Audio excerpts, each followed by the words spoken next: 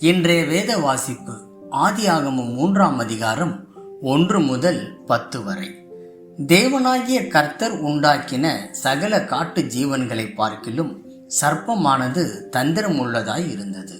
அது ஸ்திரீயை நோக்கி, நீங்கள் தோட்டத்தில் உள்ள சகல விருட்சங்களின் கனியையும் புசிக்க வேண்டாம் என்று தேவன் சொன்னது உண்டோ என்றது.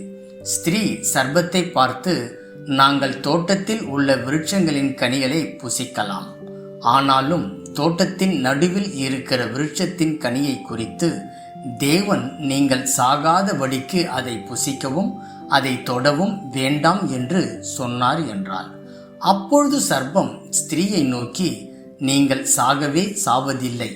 நீங்கள் இதை புசிக்கும் நாளிலே உங்கள் கண்கள் திறக்கப்படும் என்றும் நீங்கள் நன்மை தீமை அறிந்து தேவர்களைப் போல் இருப்பீர்கள் என்றும் தேவன் அறிவார் என்றது.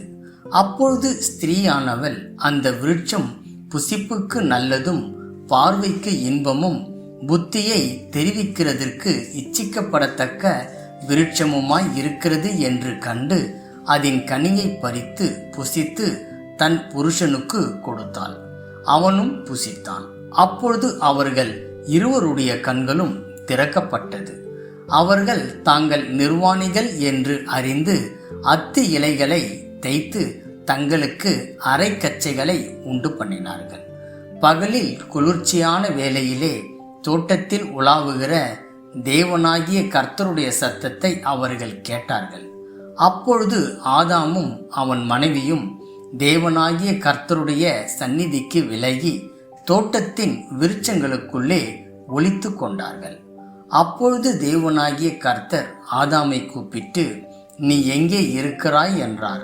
அதற்கு அவன், நான் தேவரீருடைய சத்தத்தை தோட்டத்திலே கேட்டு நான் நிர்வாணியாய் இருப்பதினால் பயந்து ஒளித்து கொண்டேன் என்றான்.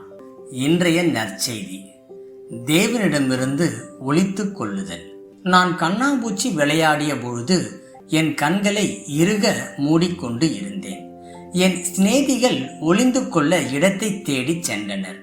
மணிக்கணக்காய் அலமாரி, ட்ரங்க் பெட்டி, குளியல் அறை என்று தேடியும் ஒரு சிநேகிதியையும் கண்டுபிடிக்க முடியவில்லை. கடைசியில் அவள் கூரையிலிருந்து தொங்கிக் கொண்டிருந்த செடியின் பின்னால் இருந்து குதித்த பொழுது நான் சற்று முட்டாள்தனமாய் உணர்ந்தேன். அவள் ஒளிந்து கொண்ட பொழுது அவளின் தலையை மட்டுமே அந்த செடி மறைத்திருந்தது. அவள் உடல் முழுவதும் பார்க்கக்கூடிய வகையில் வெளியரங்கமாகவே இருந்தது. தேவன் அனைத்தும் அறிந்தவர். ஆதலால் ஆதாமும் ஏவாளும் ஏதேன் தோட்டத்தில் ஒளிந்து கொண்ட பொழுதும் அவர்கள் அவரின் தெளிவான பார்வையில் இருந்தனர். அவர்கள் திடீரென்று ஏற்பட்ட விழிப்புணர்வாலும் அவமானத்தாலும் தாங்கள் செய்த தவறான செயலுக்காகவும் தேவன் உண்ணக்கூடாது என்று விலக்கி வைத்த மரத்தின் கனியை புசித்ததனாலும் தங்களை ஒளித்து கொண்டனர். ஆதாமும் ஏவாளும் தேவனுக்கு கீழ்ப்படியாததால் அவரை விட்டு விலகினர். கோபத்தில் அவர்களை விட்டு விடாமல், நீ எங்கே இருக்கிறாய் என்று அவர் வெளியே கொண்டு வர முயன்றார். அவர்கள் எங்கு இருக்கிறார்கள் என்று அவருக்கு தெரியாது என்று அர்த்தமில்லை. அவர் தாம் அவர்கள் மீது கொண்டிருந்த அக்கறையை அவர்கள் அறிய வேண்டும் என நினைத்தார். என் சிநேகிதி மறைந்திருந்ததை நான் காணவில்லை, ஆனால் தேவன் எப்பொழுதும் நம்மை காண்கிறார்.